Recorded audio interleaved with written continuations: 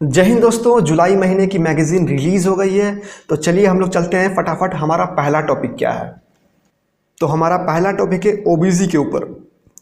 सब subcategorization of OBC, other backward classes. तो किस तरीके से ओबीसी को अलग अलग कैटेगरी में बांट दिया जाए उसके ऊपर है।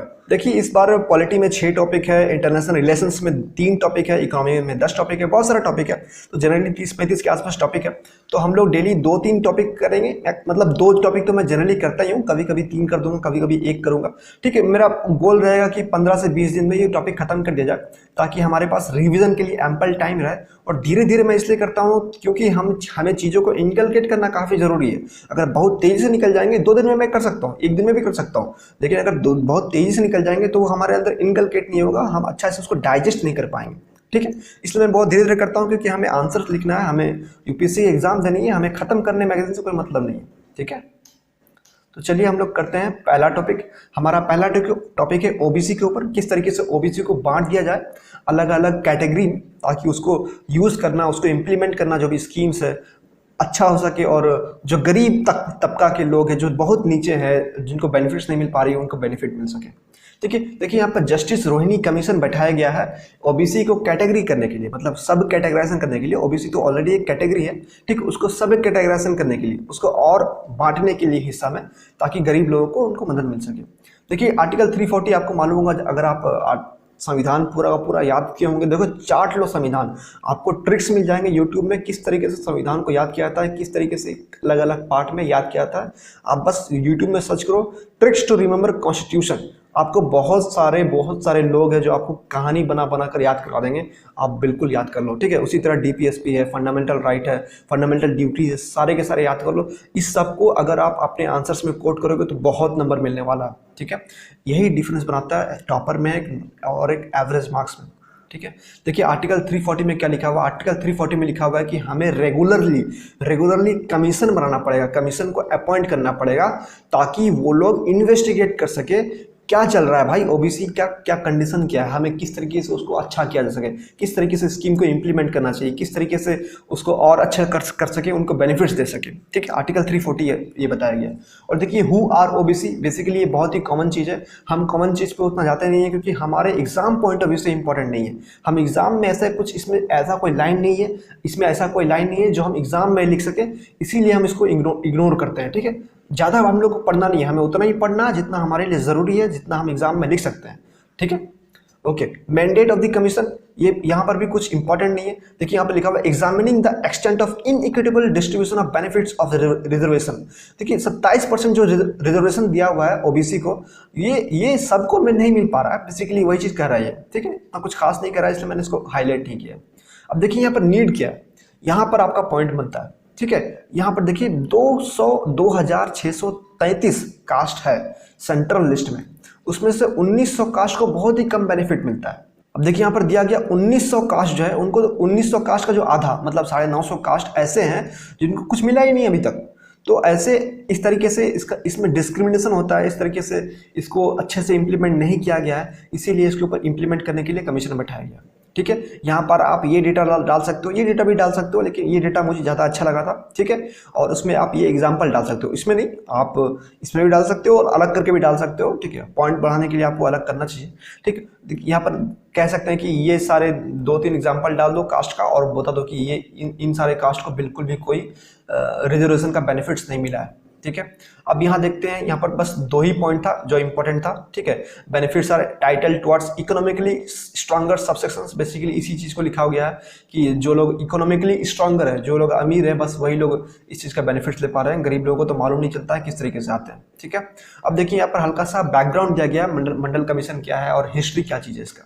देखिए मंडल कमीशन रिपोर्ट 1980 में डाले थे और 1990 में इसको इम्प्लीमेंट किया गया। ठीक है, तो इसके अकॉर्डिंग 27% रिजर्वेशन दिया गया है हर एक गवर्नमेंट जॉब में, पब्लिक सेक्टर यूनिट्स में, एजुकेशन इंस्टीट्यूट्स में 27% रिजर्वेशन है अपना ओबीसी को, और एससी एसटी को अलग है।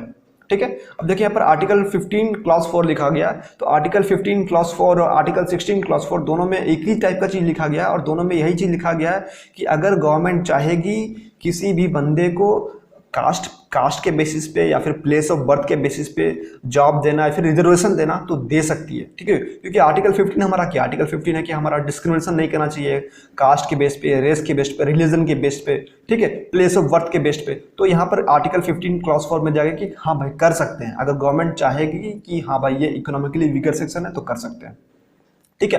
तो ये जो रिपोर्ट को इम्प्लीमेंट किया गया उसके बाद सुप्रीम कोर्ट ने इंदिरा साहनी केस में, इंदिरा साहनी जो जजमेंट है इसमें बोला कि भाई क्रीमी लेयर को हटा दो, ये जो अमीर लोग हैं इसको हटा दो, ठीक है। तो यहाँ पर इसको काम करने के लिए काम किया गया, इसको हटाने के लिए काम किया गया, जो ओबीसी में जो क्रीमी लेयर है उसको हटा दिया जाए। तो क्रीमी लेयर किसको बोलेंगे, जिनका इनकम 8 लाख से ऊपर है इनको क्रीमी लेयर बोलेंगे, ठीक है। अब देखिए इवोल्यूशन है बेसिकली, यहाँ पर भी हिस्ट्री दिया गया। सबसे पहले इसको 1955 में बोला गया कि हाँ भाई कमीशन बनना चाहिए, तो बनाया गया first backward class commission report of 1955। तो पहली बार ये कमीशन मतलब पहली बार रिपोर्ट बना बेसिकली, ठीक है। उसके बाद मंडल कमीशन बना 1979 में, 1980 में उन्होंने रिपोर्ट दिया, ओके। यहाँ पर देखिए एनसीबीसी क्या है, national commission of backward classes, इन्होंने ये हमारा लक्ष्मीकांत में चैप्टर भी है। तो 2015 में इन्होंने इसको सब कैटेगराइजेशन करने की कोशिश की थी। तो इन्होंने 3 ग्रुप किया, group A, group B, group C, EBC, MBC और बीसी। यहाँ पर उसका फुल फॉर्म लिखा हुआ है, extremely backward classes, more backward classes और बैकवर्ड क्लासेस, ठीक है। तो बेसिकली इस कैटेगराइजेशन करने की कोशिश की गई थी। और देखिए यहाँ पर देखिए 11 जो स्टेट्स है, 11 जो स्टेट्स है ऑलरेडी सब कैटेगराइज्ड है, ठीक है। इनके स्टेट्स का जो अलग अलग लिस्ट होता है, ठीक है, स्टेट लिस्ट होता है और सेंट्रल लिस्ट होता है। स्टेट लिस्ट में कुछ ऐसे ग्रुप्स होते हैं जो उस स्टेट में ही सिर्फ है, बाकी हर जगह नहीं है। तो सेंट्रल लिस्ट में उसको उनको इंक्लूड नहीं की जाती है, ठीक है। तो लेकिन स्टेट लिस्ट में उनको इंक्लूड की जाती है। तो यहाँ पर ये किया गया है कि 11 स्टेट और यूटी में सब कैटेगराइजेशन ऑलरेडी अवेलेबल है, बट सेंट्रल लिस्ट में उतना अच्छे से अवेलेबल नहीं है। तो उसी को इंप्लीमेंट करने के लिए लाया गया ये commission, okay. Challenges in implementation, अब देखिए चैलेंजेस क्या है, ठीक है। यही यूपीएससी यही चीज पूछेगा, आपको यही चीज करना है। और ऊपर जो नीड था, जो डेटा था हमारा 2633, तो उसको हम लोगों को करना है, okay. Political sensitivity of the issue, आप अगर मूवी देखोगे आरक्षण, अमिताभ बच्चन और सैफ अली खान का जो मूवी है उसमें दीपिका पादुकोण भी है, ठीक है। तो आपने वो मूवी देखा होगा तो आपको समझ में आ जाएगा कि किस तरीके से ये जो मामला है किस तरीके से पॉलिटिकली सेंसिटिव मामला है, ठीक है। क्योंकि ओबीसी को लोग भड़काएंगे, फिर जनरल को लोग भड़काएंगे कि भाई तुम्हारा तो हिस्सा जा रहा है, ओबीसी ले रहा है। फिर आपका ओबीसी को बोलेंगे कि भाई तो गलत है, तुम लोग को थोड़ा और मिलना चाहिए। एससी एसटी को बोलेंगे भाई उसको 27 मिला, तुमको कम मिला। तो इस तरीके से भड़काएंगे बेसिकली, और लोगों को डिवाइड करेंगे और वोट लेंगे। तो ये बहुत ही पॉलिटिकली सेंसिटिव मामला है। सुप्रीम कोर्ट के खिलाफ नारा लगा था उस टाइम, सुप्रीम कोर्ट के खिलाफ नारा लगना बहुत ही अजीब बात है, क्योंकि कंटेम्प्ट ऑफ कोर्ट आ जाता है। लेकिन सुप्रीम कोर्ट के खिलाफ नारा लगाए थे जनता, तो जनता के खिलाफ तो क्या ही करेगी कि सुप्रीम कोर्ट कुछ तो नहीं कर सकती ना। Use of older and unreliable data, ये पॉइंट मुझे बहुत ही अजीब लगा, क्योंकि यहाँ पर 1931 सेंसस का इस्तेमाल किया जा रहा है और SECC 2011 का इस्तेमाल नहीं किया जा रहा है। SECC क्या चीज़ है, सोशियो इकोनॉमिक कास्ट सेंसस, ठीक है। इस वाले सेंसस का इस्तेमाल नहीं किया जा रहा है और 1931 सेंसस का इस्तेमाल किया जा रहा है। तो ये बहुत ही बुरी चीज़ है। ये एक पॉइंट लिख सकते हो और एक ये पॉइंट लिख दो।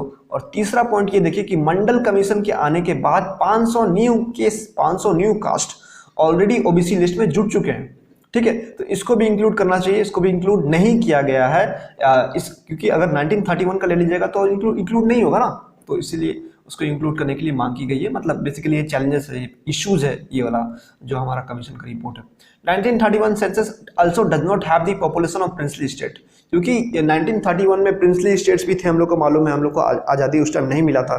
उधर पाकिस्तान था, बांग्लादेश था, सब कुछ था। तो उसको पॉपुलेशन में अच्छा पॉपुलेशन प्रिंसली स्टेट का जो पॉपुलेशन है उसको भी मेजर नहीं किया गया है, मतलब उसको इंक्लूड नहीं किया गया। तो इस तरीके से बहुत ही बेकार सा आइडिया है 1931 का सेंसस को इस्तेमाल करना, ओके।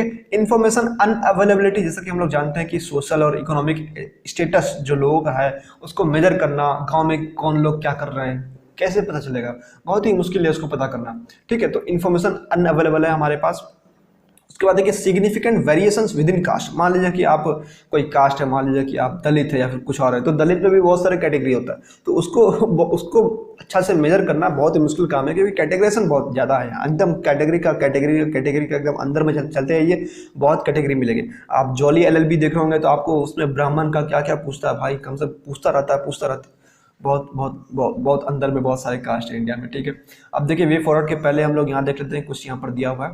देखिए NCBC के बारे में दिया हुआ, ये हमारा पूरा का पूरा चैप्टर है हमारा लक्ष्मीकांत में, वहाँ पर आप पढ़े ही होंगे, लेकिन यहाँ पर देखिए दिया हुआ तो मैं बता देता हूँ।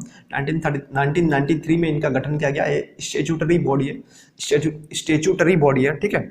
और 102nd कॉन्स्टिट्यूशनल अमेंडमेंट, ठीक है, इनको कॉन्स्टिट्यूशनल बॉडी बना गया, ठीक है। 1933 में ये स्टेचुटरी बॉडी था और 102nd अमेंडमेंट में इसको कॉन्स्टिट्यूशनल बॉडी बना दिया गया, ठीक है।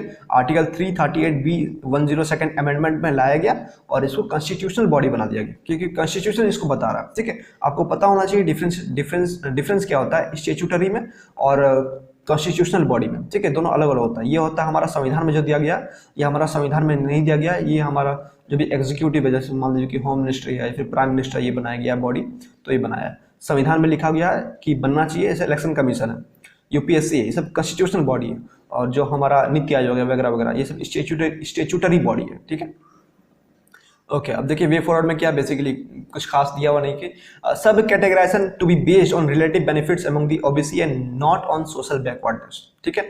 जिनको बेनिफिट्स नहीं मिल रहा है उनके अकॉर्डिंगली आप उसको ये कीजिए, ठीक है। बेसिकली कुछ नहीं है खास चीज़ें। यूपीएससी इसके ऊपर क्वेश्चन डायरेक्ट नहीं पूछेगा, जैसे मैंने बताया आपको इसको यूज करना है, बहुत सारे कोर्सेज में इसका यूज हो जाएगा, बहुत सारे डेटा का, ठीक है। Revising the creamy layer ceiling, जो हम सीलिंग ये किया ना 8 लाख, तो अभी उसको रिवाइज करने की जरूरत है, क्योंकि इन्फ्लेशन बहुत ज़्यादा है, हम लोग जानते हैं, और अनएम्प्लॉयमेंट भी बहुत ज़्यादा है, तो उसके अकॉर्डिंगली हम लोग को उसको थ्रेशोल्ड लिमिट सेट करना पड़ेगा, उसको रिवाइज करने की जरूरत है। देखिए related developments with regard to 102nd मतलब 102nd अमेंडमेंट एक्ट, तो बेसिकली ये हमारा इस टॉपिक से रिलेटेड नहीं है, लेकिन यहाँ पर डेटा दिया गया है, मतलब डेटा नहीं, ये तो हम लोग को मालूम होना चाहिए, संविधान में दिया गया है तो हम लोग को पता होना चाहिए कि ऊपर हम लोग पढ़े थे 102nd amendment act, article 338B को इंक्लूड किया, उसमें उसके अंदर NCBC का गठन किया गया।